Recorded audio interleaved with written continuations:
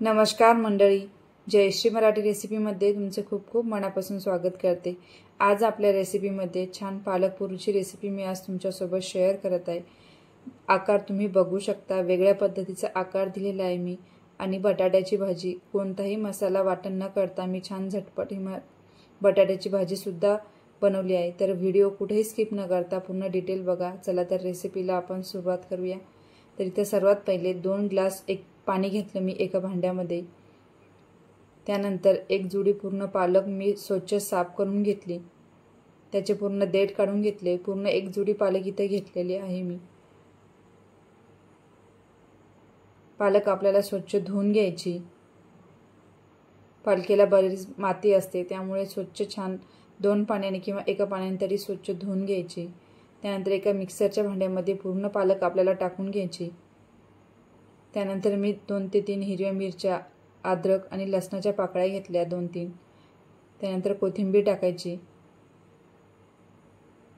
आणि मिक्सरच्या भांड्यामध्ये छान बारीक पेस्ट बनवून घ्यायची। आपल्याला पाण्याची आवश्यकता पडत नाही पेस्ट करताना, पाणी न घालता ही पेस्ट बनवून घ्या। जर आवश्यकता वाटली तुम्हाला तुम्ही थोडं अर्धा कप पाणी यामध्ये घालू शकता। त्यानंतर एक मोठी वाटी कणिक घेतलं, त्यामध्ये चवीप्रमाणे मीठ टाकून घेत आहे। अर्धा चम्मच जिरं टाकून घेतलं, धनिया पावडर टाकली 1 चम्मच आणि 2 छोटे चम्मच मी इथं रवा घेतलेला आहे। रवा हा बारीक यूज केलेला आहे मी। त्यानंतर 1 चम्मच पांढरे तीळ आणि अर्धा चम्मच ओवा टाकून घेतला आणि बनवलेली पेस्ट आपली यामध्ये टाकून घ्यायची। हे कणिक भिजवताना आपल्याला पाणी दुसरं टाकायचं काम नाही, तर भांड्यालाच थोडंसं अर्धा कप पाणी टाकून घ्या आणि छान त्याचा पूर्ण मसाला काढून घ्या। तर इथे अर्धा कपच मी पाणी टाकलेलं आहे। इतक्यातच आपलं छान घट्टसर कणिक भिजवून घ्यायचं, परत एकदा छान मळून घ्यायचं आणि 10 ते 15 मिनिटं आपल्याला असंच कणिक ठेवून द्यायचं। त्यानंतर मी इथे 4 बटाटे छान उकडून घेतलेले आहे, छान बारीक कट करून घ्यायचे। त्यानंतर एका कढईमध्ये 1 चम्मच तेल टाकायचं। तेल छान गरम झालं की अर्धा चम्मच मोहरी, अर्धा चम्मच जिरं आणि मध्यम आकाराचा एक कांदा कट करून घेतला, तो छान सोनेरी रंग येईपर्यंत परतून घ्यायचा। त्यानंतर कढीपत्त्याचे पानं टाकले 2-3, अर्धा चम्मच हळदी पावडर टाकून घेतलं, अर्धा चम्मच लाल मिरची पावडर टाकून घेत आहे आणि धनिया पावडर थोडं चिमूटभर। 1 मिनिट छान मसाला परतून घ्यायचा। हवं तर तुम्ही लाल मिरचीच्या ऐवजी हिरवी मिरची सुद्धा यूज करू शकता।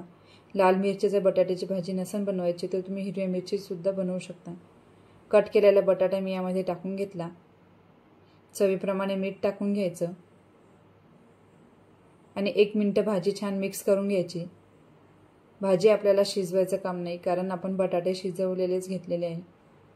त्यानंतर कोथिंबीर टाकायची, कोथिंबीर परत एकदा छान मिक्स करून घ्यायची। भाजी आपली तयार आहे। त्यानंतर कणिकाला 10 ते 15 मिनिटं झालेले आहे। थोडंसं तेल टाकायचं आणि छान कणिक मळून घ्यायचं आणि पोळीच्या साईजचा एक गोळा बनवून घ्यायचा।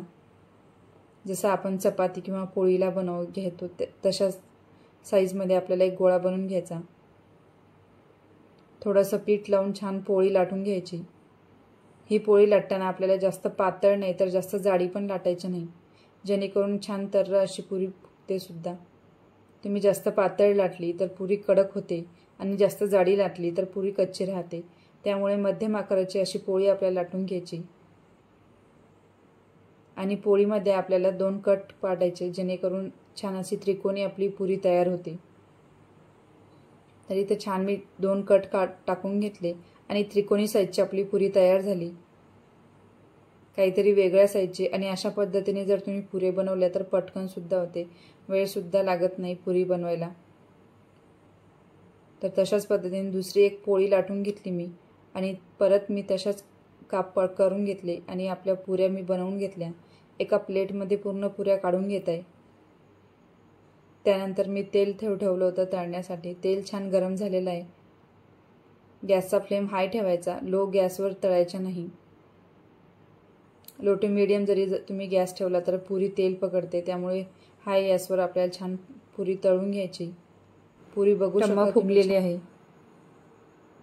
छान अशाच पद्धतीने सर्व आपण पुऱ्या छान तळून घेतलेल्या आहे।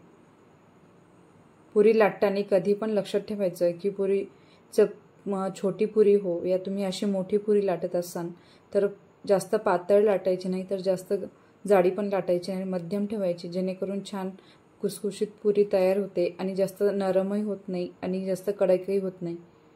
आपल्याला जशी पाहिजे तशी पुरी तयार होते. आणि तळणंसुद्धा तितकंच महत्त्वाचं असते. जर तुम्ही गॅसचा फ्लेम कमी ठेवला आणि पुरी तळत असाल तर पुरी खूप तेलसुद्धा पकडते. तर असं हाय गॅसवर जर तुम्ही पुरी तळली तर पुरी कसंच तेलसुद्धा पकडत नाही. तर अशाच पद्धतीने छान मी सर्व पुऱ्या तळून घेतल्या. प्रत्येक पुरी तुम्ही बघू शकता की छान टम्म फुगलेली आहे. आणि अशा चौकोनी पुऱ्या तुम्ही जास्त जरी तुम्हाला लोकांच्या पुऱ्या बनवायच्या असतील तर पटकन बनवू शकता. जर छोट्या गोल पुरी जर तुम्हाला लाटायची असेल तर वेळ थोडा जास्त लागते, पण अशी चौकोनी पुरी जर तुम्ही बनवली तर वेळसुद्धा खूप कमी लागते आणि कितीही जणांच्या तुम्ही पटकन पुऱ्या ह्या बनवू शकता. त्यामुळे ही स्टेप तुम्हाला खूप महत्त्वाची आहे की तुम्हाला जर जास्त लोकांच्या पुऱ्या बनवायच्या असेल तर तुम्ही अशा त्रिकोणी पुऱ्या बनवा, जेणेकरून झटपट पुरी तयार होते. तर छान इथं सर्व पुऱ्या मी तळून घेतल्या. पुरी बघू शकता तुम्ही छान टम्म फुगलेली आहे. अजूनसुद्धा एक 10 ते 15 मिनिटानंतर मी हे ताट लावलं होतं, तरी पण माझी पुरी बघू शकता तुम्ही छान टम्म फुगलेल्या आहेत. तुम्हीसुद्धा अशा पद्धतीने एक वेळेस ही रेसिपी ट्राय करा. आणि आपल्याला सणवार वगैरे असलं तर झटपट होते ही रेसिपी. खूप कमी वेळात छान आपला असा बेत तयार होते. तर कशी वाटली आजची रेसिपी कमेंटमध्ये नक्की सांगा. आणि आवडली असेल तर मित्रमंडळासोबत, नातेवाईकासोबत शेअर करा. चॅनलवर नवीन असाल तर चॅनलला पटकन एक लाईक, शेअर आणि सबस्क्राईब करून घ्या. सोबतच बेल आयकनला क्लिक करून ऑल करून ठेवा, जेणेकरून येणाऱ्या रेसिपीचं सर्वात पहिले नोटिफिकेशन तुम्हाला येत जाईल. भेटूया अशाच एक नवीन रेसिपीसोबत. तोपर्यंत श्री स्वामी समर्थ.